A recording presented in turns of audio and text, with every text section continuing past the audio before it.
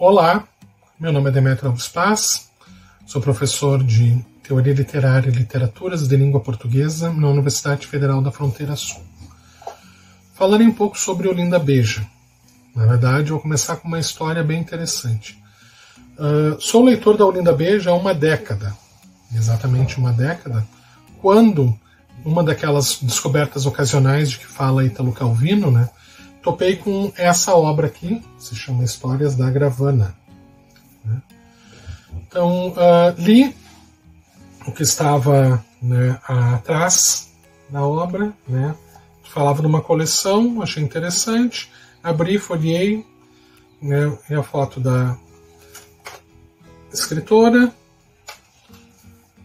li a orelha, a outra, achei interessante, e o que me chamou a atenção nesse primeiro momento foi justamente o prefácio. Na verdade, nem o prefácio, a apresentação mesmo da professora Zuleide Duarte. E isso fez com que eu sentasse, lesse um conto da obra e, casualmente, é o meu conto preferido da obra, do qual falarei em breve sobre ele, né? Selecionei pelo título, o título é Fé em Deus.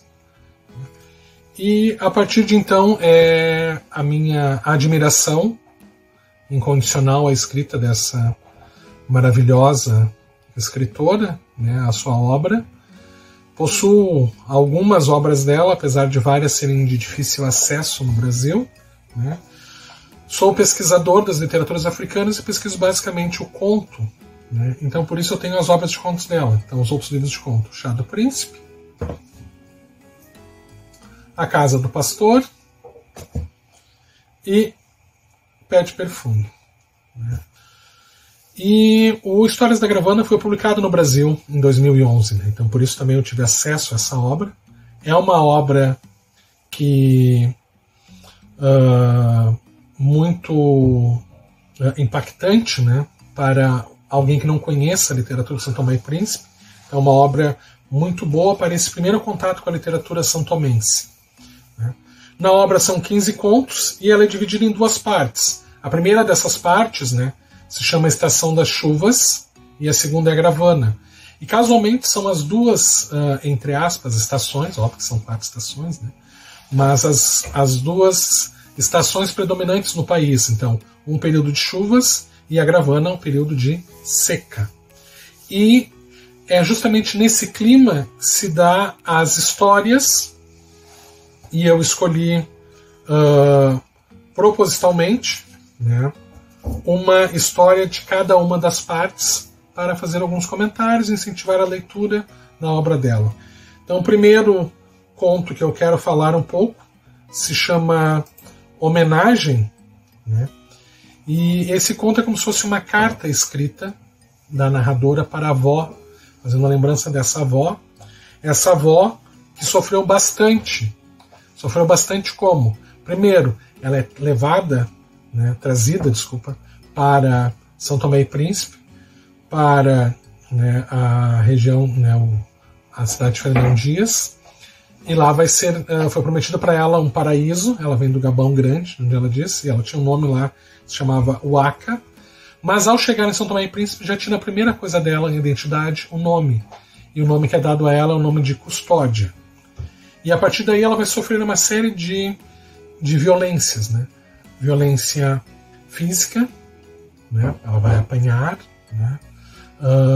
Agressões, ela vai ser agredida, né, com essa violência física, e estupro, né? O corpo dela será violentado, né? Então, e vários outros tipos de abusos, né?